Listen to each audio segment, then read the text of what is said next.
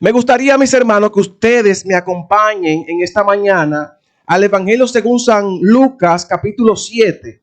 San Lucas, capítulo 7, desde el versículo 1 en adelante. Hay una historia que yo quiero compartir con ustedes que me llamó a mí la atención y yo quiero que en esta mañana también sea de gran bendición para tu vida. San Lucas, capítulo 7, verso 1, dice lo siguiente.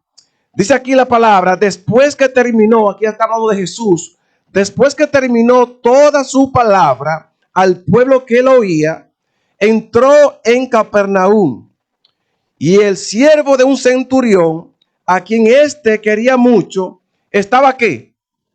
Estaba enfermo, dice la palabra, y a punto de morir.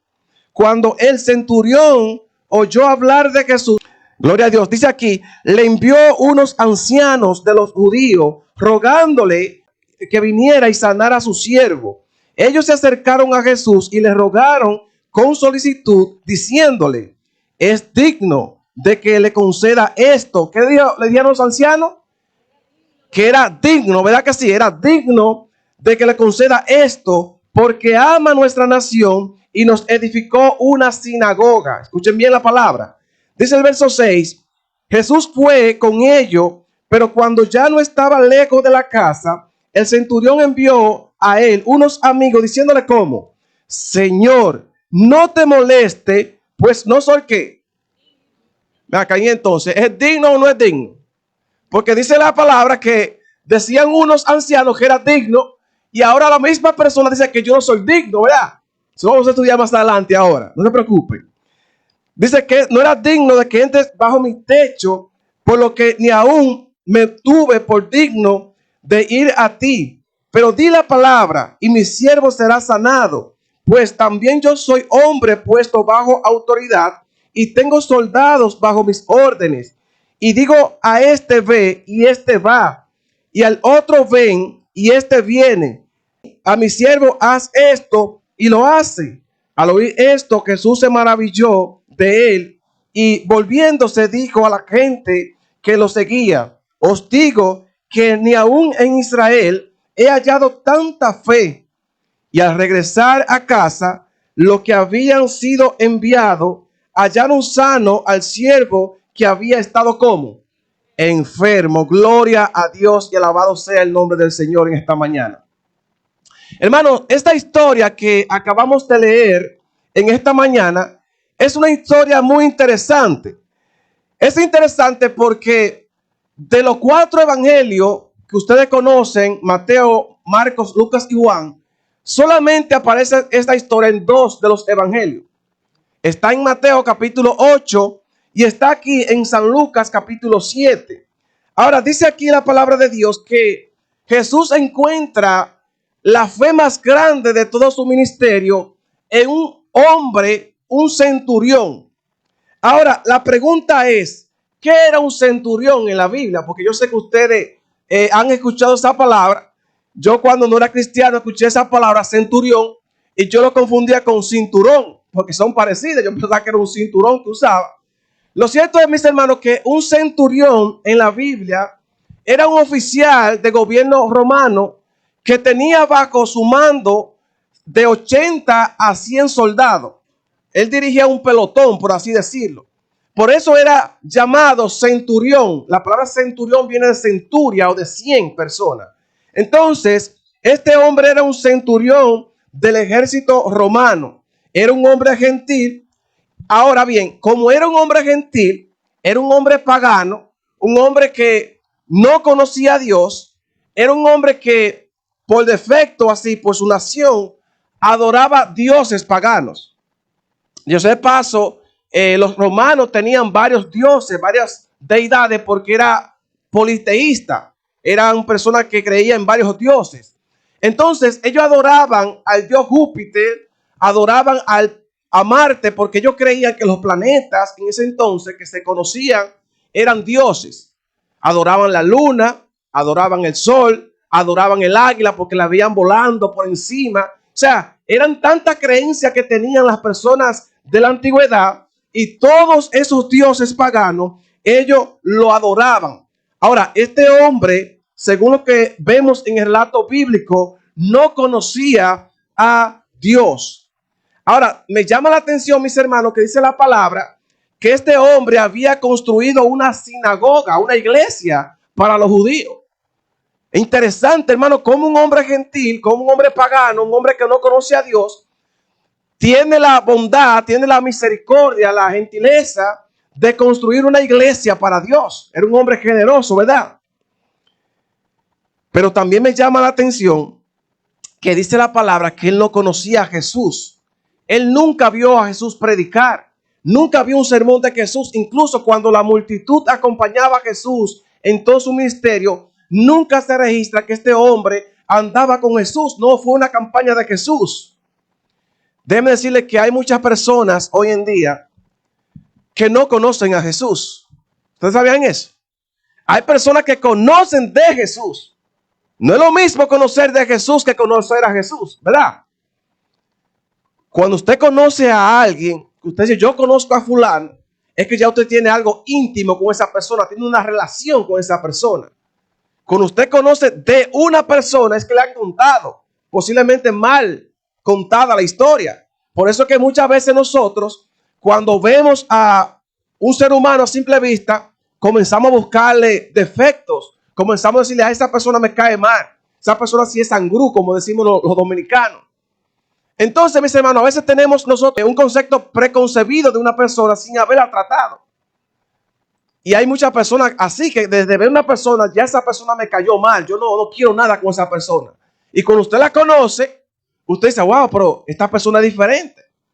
A mí siempre me decían que yo era privón.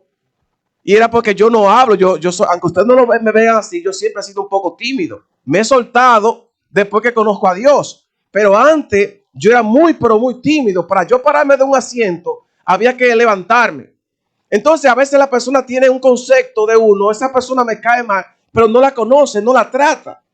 Y dice la palabra entonces aquí que hay muchas personas que no conocen a Jesús. Y para conocer a Jesús, ellos necesitan ver algo, ¿verdad? Ustedes recuerdan la historia de Tomás, cuando Jesús resucitó. Jesús resucita y todos los discípulos ven que Jesús está resucitado, glorificado, que volvió a la vida después de muerto. Pero dice la palabra que Tomás dice, no, uno viene un fantasma. Déjame tocarte, Señor, para ver si eres tú. Dice la Biblia que Jesús lo dejó que lo tocara y aún así fue que el hombre vino a creer. Hay muchas personas que tienen que ver milagros en su vida, tienen que ver a Dios literalmente para poder tomar una decisión. Por eso es que muchas personas hoy en día dicen, no, yo no soy cristiano.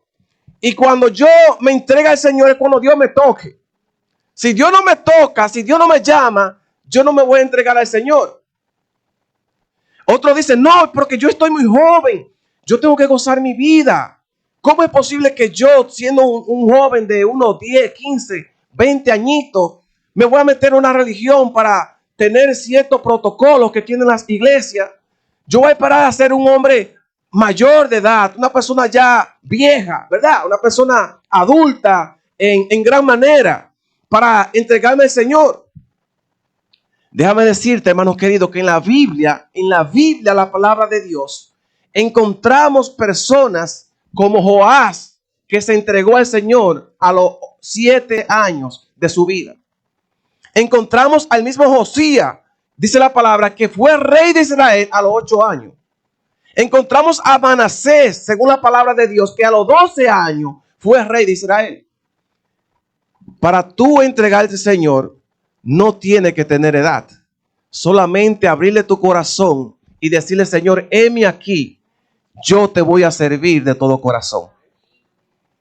Y si tú eres una persona mayor, una persona adulta, ay, Señor, pero yo tengo 70 años. ¿Cómo es posible que yo me vaya a entregar al Señor ya anciano? Yo tengo palabra para ti en esta mañana. La Biblia me dice a mí, yo no sé si te dice a ti, pero la Biblia me dice a mí que cuando Dios llamó a Moisés, tenía 80 años de edad. 80 años de su vida tenía, dice la palabra, Moisés cuando fue llamado por Dios. Y conocemos a Moisés, que fue el gran libertador de Israel, que estaba esclavizado en Egipto. Si usted se va más para atrás en el Génesis, usted conoce a un hombre llamado Enoc. que vivió 65 años de su vida, no se sabe cómo, no lo voy a especular, pero dice que vivió 300 y pico de años consagrado al Señor. Entonces, no hay edad, hermano, para tú entregarte al Señor. Y si tú estás aquí esta mañana presente, si viniste a escuchar la palabra de Dios, es porque Dios quiere en esta mañana que tú tomes una decisión para vida eterna. Ahora, ¿cuántos de los que están aquí presentes le gustaría ponerse en la mano de Dios para entregar su vida y gozarnos en el reino de los cielos? Amén, ¿verdad que sí? Entonces, mis hermanos, hay personas, como anteriormente dije, que tuvieron que ver cosas para poderse entregar al Señor. Incluso en la misma palabra de Dios vemos nosotros que los mismos israelitas vieron que Dios había abierto el mar rojo. Ellos habían visto que Jesús en muchas ocasiones sanó enfermo, sanó leproso. Vemos en la Biblia también que Jesús levantó un paralítico de 38 años, paralítico. Una mujer que tenía un flujo de sangre diario, que esta mujer, dice la Biblia, tenía 12 años en ese problema. Y dice la Biblia que tocó el manto de Jesús. Y Jesús, ¿qué hizo? La sanó. Vemos una mujer encorvada que andaba con la cabeza topando en el suelo, 18 años, dice la palabra, y también Jesús la sanó. Pero vemos un milagro poderoso de Jesús. Un hombre llamado Lázaro, dice la palabra, que tenía 4 días de muerto, que ya es día, que no había esperanza, lo habían enterrado, y dice la palabra que Jesús lo resucitó. Gloria a Dios, amén. Entonces, mis hermanos, aún ellos viendo todos esos milagros de Jesús, ¿saben qué? Despreciaron a Jesús. Entonces, para tú entregarte al Señor no tiene que ver milagros. Dice la palabra en Romanos capítulo 10, verso 17, la fe viene por el oír la palabra de Dios. Amén. Si tú estás aquí escuchando la palabra de Dios, ya tú me estás dando indicio que tienes fe. Y si tú tienes fe en el Señor, es porque tú sabes que te tienes que entregar al Señor. Amén.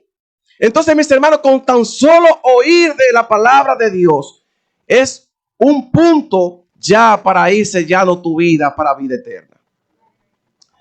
Pero me llama la atención más adelante, mis hermanos, hablando del centurión, que ya les expliqué esta parte, que dice el versículo 2, y el siervo del centurión, a quien quería mucho, estaba ¿qué? Estaba enfermo, a punto de morir, dice la palabra. Ahora, esta palabra siervo que se encuentra aquí, dice que el siervo del centurión, la palabra siervo en el idioma griego es la palabra doulos. Esa palabra doulos, habían 10 clases de siervos, de 100 clases de esclavos también, o personas que le servían a otro. Pero dentro de esos siervos que menciona la palabra, que está aquí mencionando aquí, era un doulos llamado doulo okeite. Una palabra media rara, media incómoda de pronunciar. Pero lo que quiero decir era que era un siervo doméstico, para que usted pueda entender. Sabe que me gusta un poco profundizar, pero se lo pongo de manera clara. Este siervo que dice aquí era un siervo doméstico, un siervo que servía en la casa. O era un doulos pais, un joven aprendiz, un asistente personal. O sea, este centurión tenía un siervo, un criado, un esclavo que le servía en su casa. Eso es lo que dice la palabra, más llano, por así decirlo. Entonces dice la Biblia que era de gran estima para ese centurión. O sea, que no era un siervo cualquiera. Ustedes saben que los esclavos, los siervos de la antigüedad, lo martillaban, les daban golpes y tenían que hacer lo que el amo decía. No podía valerse por sí mismo, tenía que depender de lo que el amo decía. Pero era de gran estima para este centurión. Pero me llama la atención también, mis hermanos, que dice la Biblia que estaba a punto de morir porque estaba ¿qué? Enfermo. Ahora, la Biblia no dice qué enfermedad tenía este siervo, ¿verdad? No lo dice ahí textualmente qué enfermedad tenía. Pero como le dije anteriormente en la introducción del tema, este relato de la Biblia se encuentra en 2 de los evangelios. Dijimos que está en Lucas capítulo 7 y está en Mateo capítulo 8. Ahora Mateo, por eso que me gusta estudiar la Biblia, me encanta estudiar la Biblia, porque Mateo da un detalle que Lucas no dice. Y Mateo dice en el capítulo 8, creo que verso 6, que este hombre era paralítico. Ahora sí sabemos la enfermedad que tenía, ¿verdad? El hombre tenía una enfermedad que era paralítico. Ahora, esa parálisis que este hombre tenía era posiblemente causada por varias cosas. Número uno, posiblemente tuvo algún accidente, se cayó, le pasó algo, y este joven, este hombre, quedó paralítico.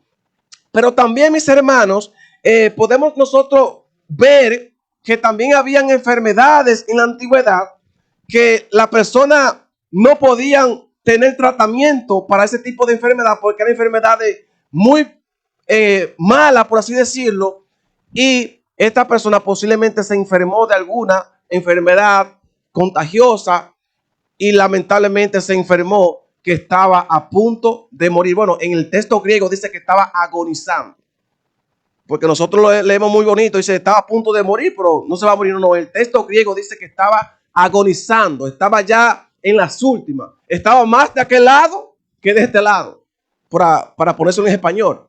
Entonces, mis hermanos, me imagino, y vamos a especular un poco, pero vamos a entrar en contexto, me imagino que este centurión que tenía ese siervo a quien él amaba, quien él quería, que le había servido por mucho tiempo, ahora él entra a la cama donde está ese siervo, lo ve paralítico, lo ve inmóvil, que no puede hacer nada.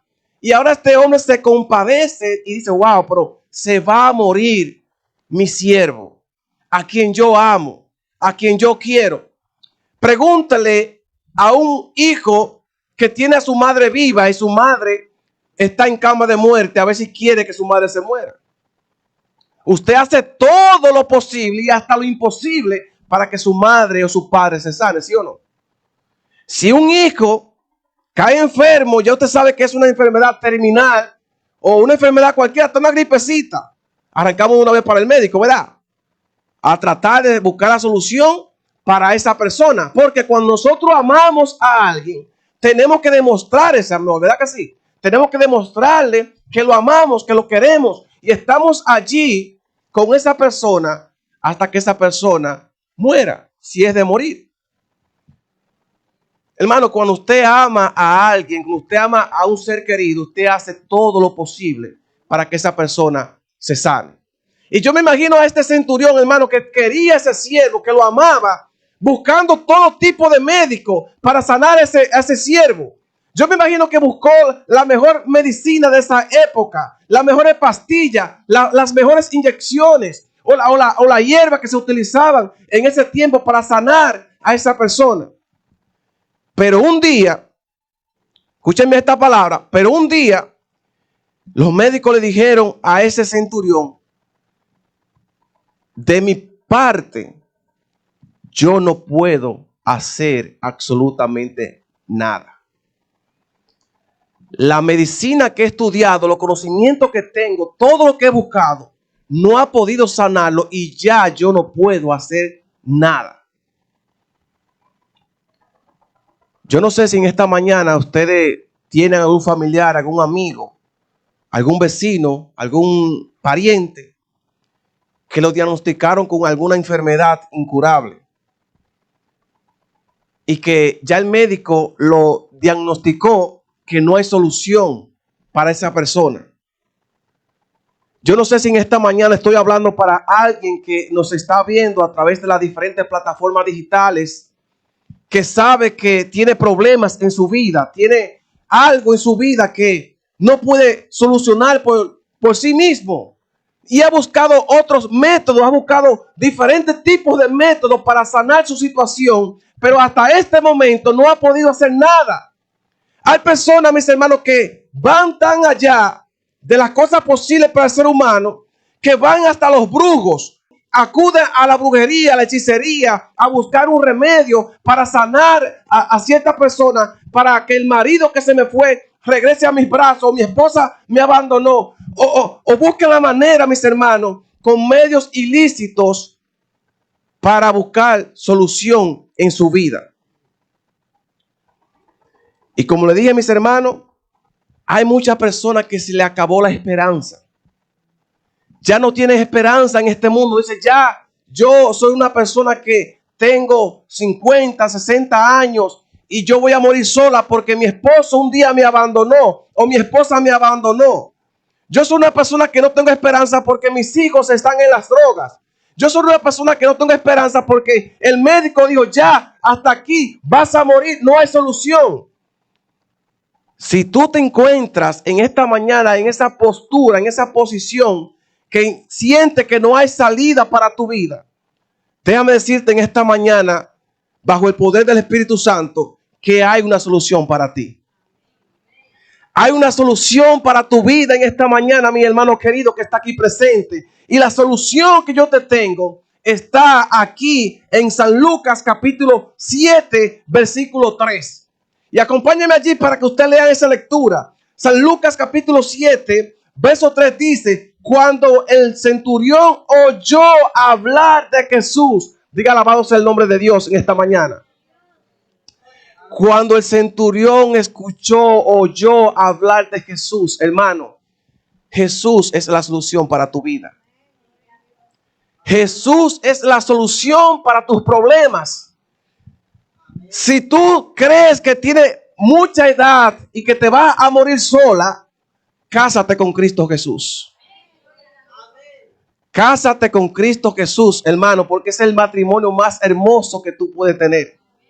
Sí, es bueno tener una pareja, una ayuda idónea, una compañera. Pero cásate primero con Cristo Jesús y tu hogar será feliz. Si no hay solución para tu problema de salud, busca la solución en Cristo Jesús. Porque dice la palabra que donde abundó el pecado, sobreabundó la gracia de Jesús. Donde hay problema, hay más solución para tu vida en Cristo Jesús. Así que mis hermanos, la solución para nosotros se llama Cristo Jesús. Ahora, este hombre había escuchado hablar de Jesús. Un hombre que sanaba enfermos. Sí, yo le he escuchado mencionar. Quizás ese hombre venga por aquí, por mi barrio. Ese hombre que sana a los leprosos. Yo le he escuchado que me lo mencionaron una vez, pero yo no lo he visto. Ese hombre que levanta enfermos, que sana paralíticos, que resucita muertos. Ese se llama Cristo Jesús. Hermanos, y si Jesús hizo esos milagros en la antigüedad, también lo puede hacer contigo esta mañana. De ese Jesús que menciona la Biblia, es el que yo te estoy hablando en esta mañana. Y déjenme decirte que ustedes saben cómo soy yo desafiante. Jesús no es teoría. El Dios que yo predico, el Jesús que yo predico no es teoría, porque a veces es bueno decir, ay, pero él me está hablando de Jesús. Sí, pero hermano, si él lo ha hecho conmigo, también lo puedo hacer contigo. Y yo trato de vivir lo que predico, porque yo sé que el Señor ha hecho muchas cosas conmigo, no naturales, porque las naturales las puede hacer hasta un médico, sino cosas sobrenaturales. Por eso yo te desafío en esta mañana a que te entregues al Señor por completo. Y si tú te entregas al Señor por completo, tú verás grandes cosas en tu vida. Es un desafío, mis hermanos, para cada uno de ustedes, no para la iglesia, sino para mí, para ti como persona. Comprométete con el Señor y yo sé que el Señor hará grandes cosas contigo. Así que mis hermanos, en esta mañana yo repito, yo no conozco tu situación, yo no conozco tus problemas, no sé tus luchas, tus dificultades.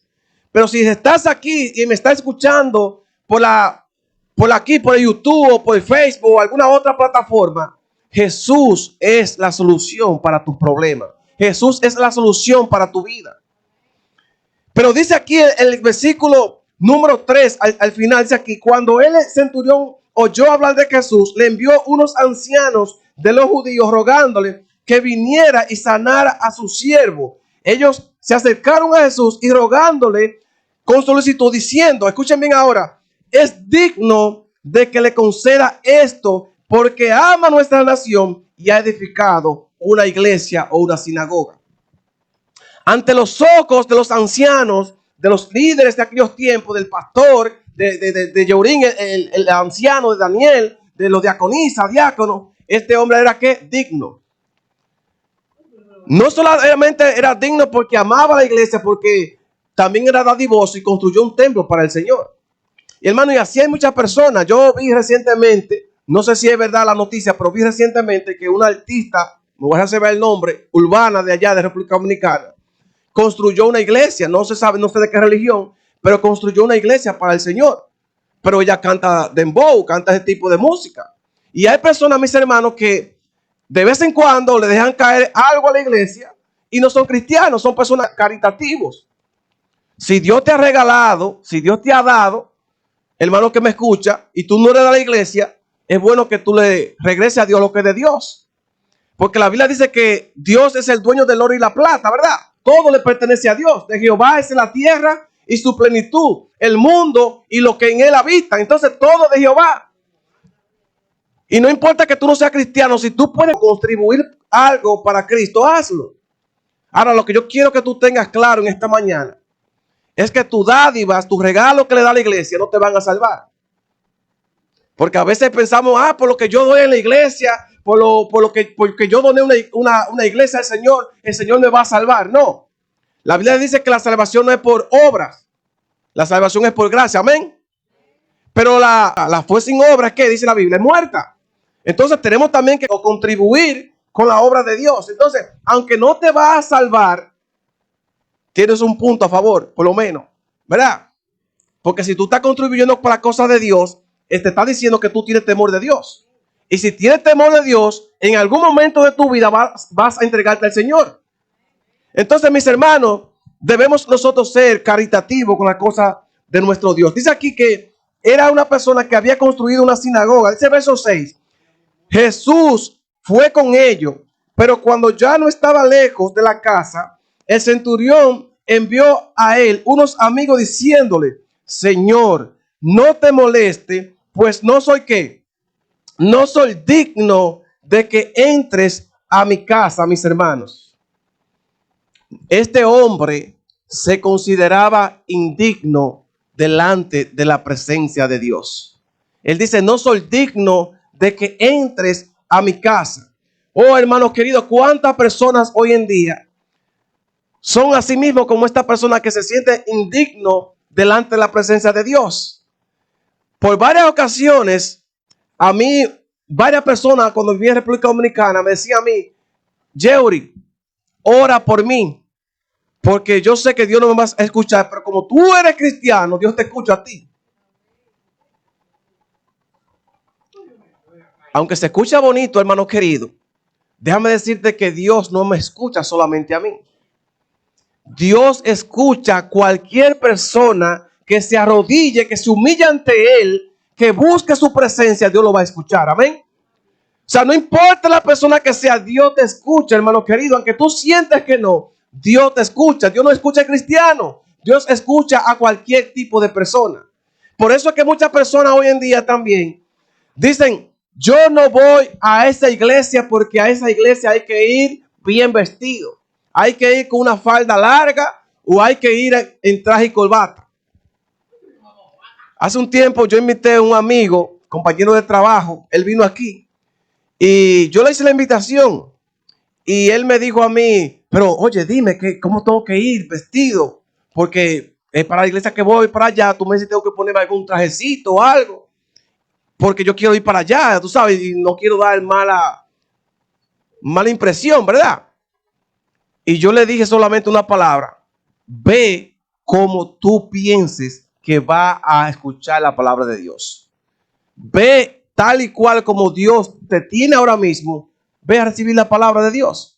Y él vino, mi hermano querido, y se sintió gozoso aquí con nosotros. Hace aproximadamente como un año de eso, pero vino. Entonces, mis hermanos, Jesús dice en su palabra: el que viene a mí, yo no le echo fuera, ¿verdad? Entonces Jesús recibe cualquier tipo de persona que venga a Él. Por eso es que si tú en esta mañana eres una persona que Dios lo libre, es drogadicto, una persona prostituta, una persona que ha cometido errores en tu vida, una persona que te siente indigno, que no merece la gracia de Dios, déjame decirte que a esa persona es que Jesús anda buscando.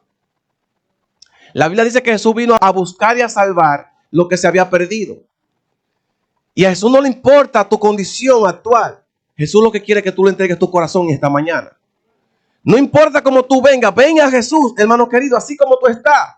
Aunque tú piensas que Jesús no te está escuchando, aunque tú piensas que ya no merece la gracia de Dios, ven a Cristo Jesús, así como está.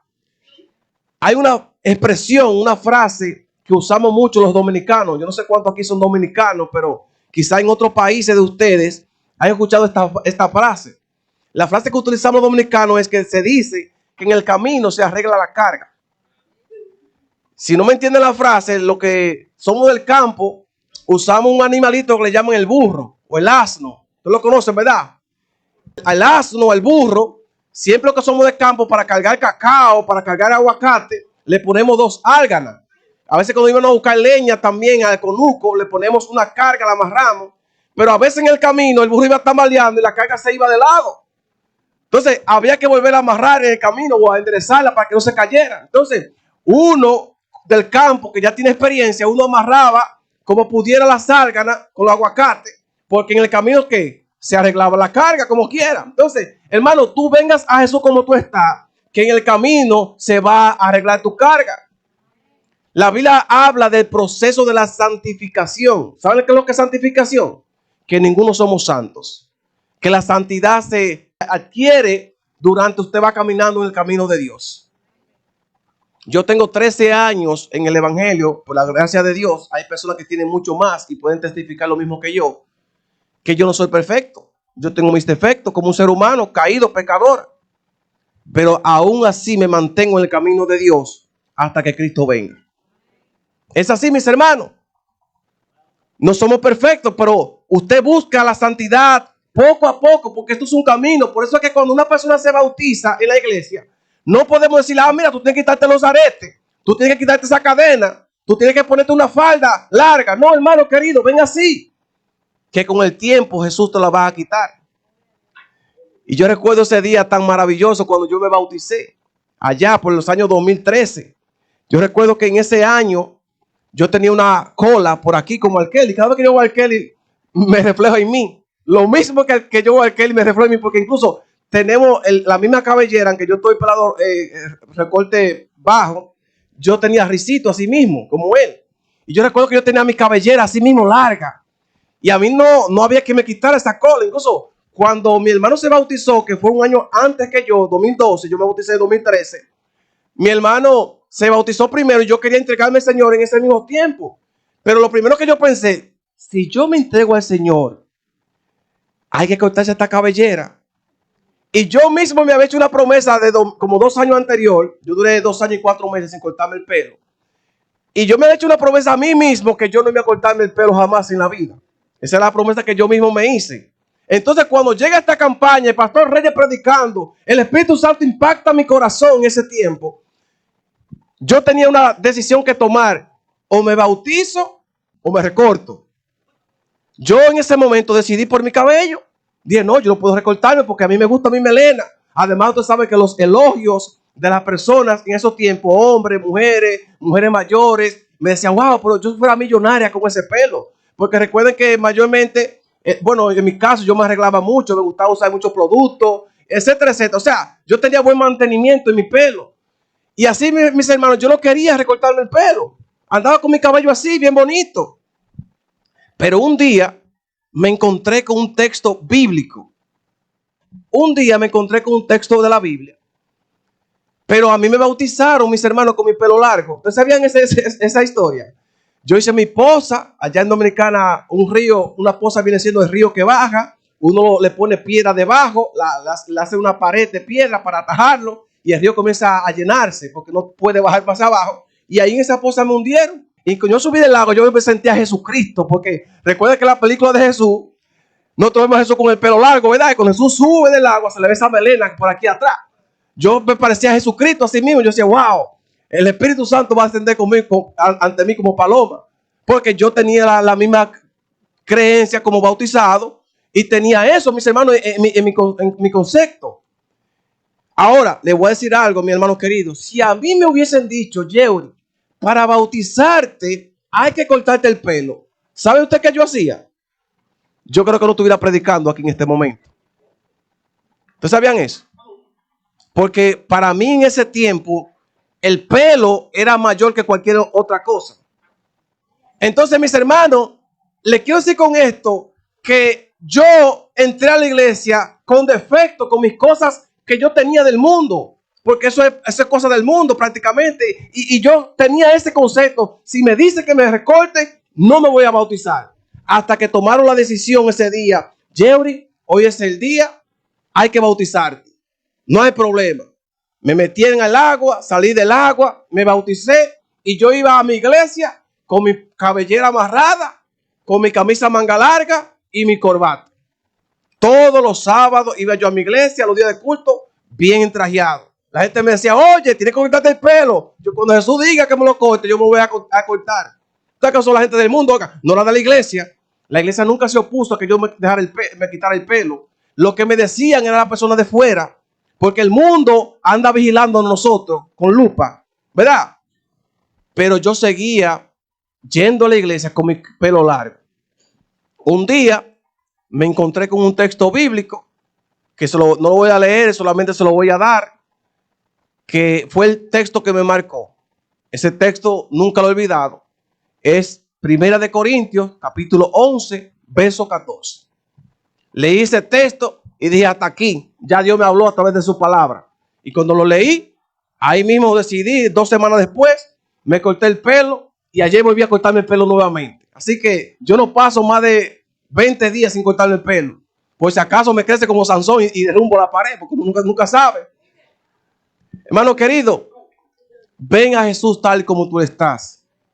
Ven a Jesús con tu problema, con tu lucha, con tus debilidades. Ven a Jesús, que Jesús te va a recibir con sus brazos abiertos. Hermano, yo estoy terminando ya la palabra del Señor y quiero terminar con esta parte que nos dice aquí el versículo 8. Pues también yo soy hombre puesto bajo autoridad. Aquí está el centurión romano. Dice aquí: y doy órdenes y digo a este: ve, y él va. Al otro: ven, y este viene. Y al siervo: haz esto, y lo hace.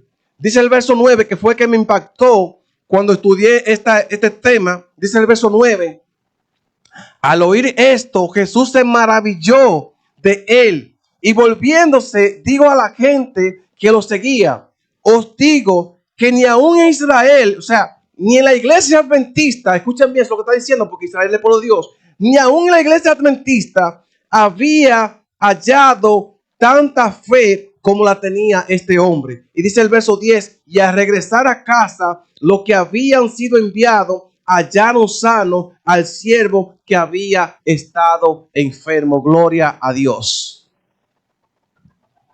Hermano querido, este es un mensaje de amor, un mensaje de esperanza, ¿verdad que sí? Un mensaje bien bonito que Dios nos ha dado. Mantengamos nuestra fe en Cristo Jesús. La fe que asombra a Jesús. Yo les voy a explicar ahora qué es la fe que asombra a Jesús, porque cuando nosotros estudiamos la Biblia completa, desde Génesis hasta Apocalipsis, solamente hay 2 textos en la Biblia que menciona que Jesús se asombró. Escúchenme esta palabra. 2 textos en la Biblia solamente que dice que Jesús se asombró. Uno está, según dice la palabra, en Marcos capítulo 6, verso 6, que fue por la incredulidad de las personas. Recuerda que Jesús hacía milagros y hacía muchas cosas y la gente era incrédula, que no creía en Jesús, aún siendo milagro y viéndolo. Dice que Jesús se asombró ese día por ver la incredulidad de esa persona. Y el otro asombramiento de Cristo fue esta que se menciona, al ver la fe, que dice: no solamente ven, sino di la palabra. La palabra en griego es logos. Y esa palabra logos es la misma que se utiliza en Juan capítulo 1, verso 1. En el principio era la palabra, que es el verbo. En el principio era la palabra, era el logo. Y la palabra era Dios. Y la palabra estaba con Dios. ¿Quién era la palabra? Y cuando usted lee el versículo 14 dice: y la palabra o el logo se hizo carne y habitó entre nosotros. ¿Quién fue esa palabra, ese logo? Cristo Jesús se hizo hombre. Lo que yo quiero que tú entiendas bajo este texto, que cuando la Biblia dice que di la palabra, era porque el centurión sabía y reconocía que Jesús es el creador de todas las cosas.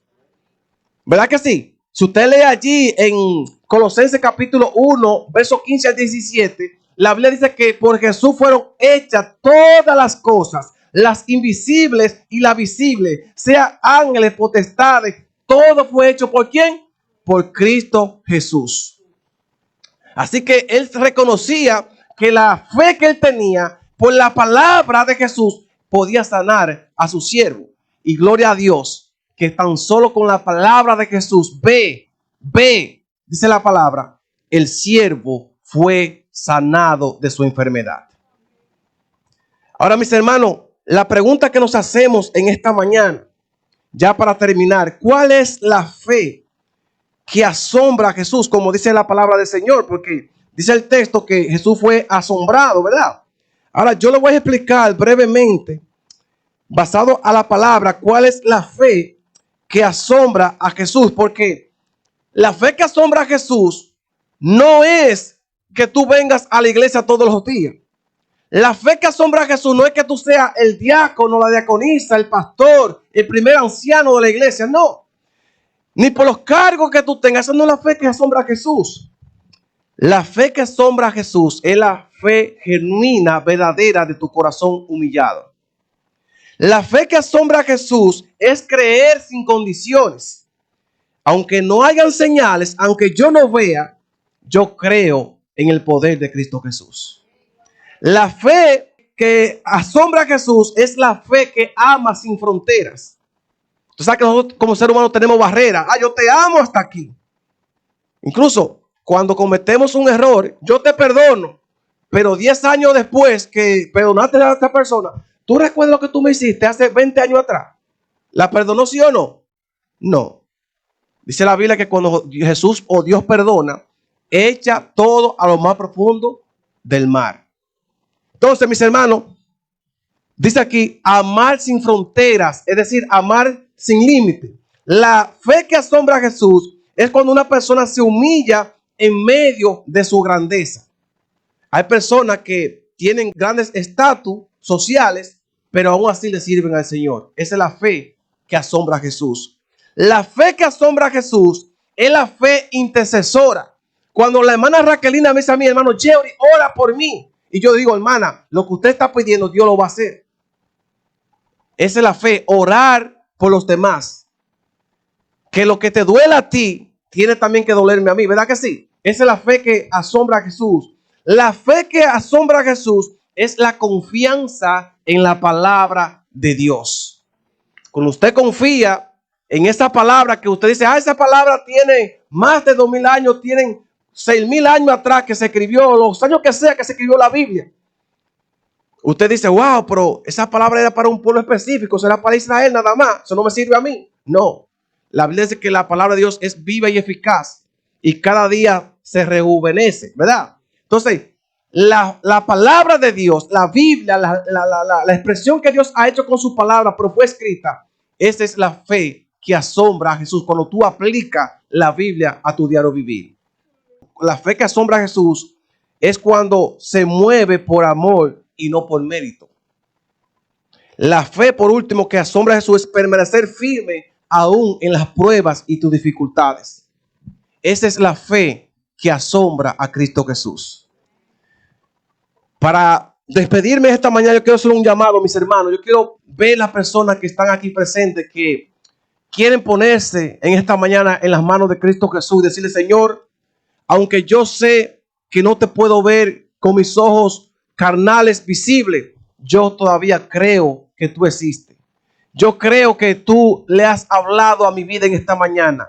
Yo creo, Señor, en tu palabra, porque si tú sanaste personas en la Biblia, yo sé que también tú puedes sanarme a mí o sanar a otro. A ver, ¿cuántos de los que están aquí presentes le quieren decir esa palabra a Cristo Jesús en esta mañana? Bueno, yo quiero poner que se pongan de pies porque vamos a tener una oración en esta hermosa mañana, ya tarde, para que el Señor cada día ponga en nosotros esa fe genuina que debemos tener, así como la tuvo ese centurión. Oremos. Querido Padre, gracias, Señor, por el poder que tiene tu santa y divina palabra para transformar, cambiar nuestros corazones. Señor, hemos estudiado tu palabra en esta mañana y ha penetrado nuestro corazón. Esperamos, Señor, que esta palabra pueda permanecer en nuestros corazones, que la hagamos viva y eficaz cada día, Señor. Que así con esa fe que tuvo el centurión para que su siervo sanara, Señor, esa misma fe genuina ponla en nuestro corazón. Ponla, Señor, en nosotros para que con solamente saber que tú estás a nuestro lado, que estás de nuestro lado, las cosas puedan ser posibles. Yo sé, Señor, que aquí hay personas que están pidiendo, están clamando algo en su vida. Quizás tienen algún hijo en las drogas, quizás tienen a un hijo perdido, tienen a alguien, Señor, que necesita esperanza, necesita de Cristo, Señor. En esta mañana lo ponemos en tus manos, para que, basado, Señor, a la fe que tenga, a la certeza, Señor, de tu palabra, pueda hacerse ese milagro realidad en sus vidas y pueda ser un testimonio vivo del poder que hay en Cristo Jesús. Bendice, Señor, cada hermano, cada visita que está aquí presente. Que si hay alguno, Señor, que todavía no ha tomado la decisión de servirte y seguirte, de entrar a las aguas bautismales, Señor, para entregar su vida, que muy pronto, Señor, esa persona pueda tomar la decisión para vida eterna. Que pueda ser bautizada o rebautizada, Señor, para consagrarse a ti y anotar su nombre en el libro de la vida, para irse contigo al reino de los cielos, Señor, cuando tú vengas en poder y gloria. Gracias, Señor, por tu iglesia. Bendice los alimentos, Señor, que vamos a ingerir, que sea de gran provecho para nosotros, para hacer tu obra, y que nos gocemos en esta mañana en Cristo Jesús. Te lo damos gracias, Señor, en esta mañana, en el nombre sagrado de Cristo Jesús. Amén, Señor. Amén.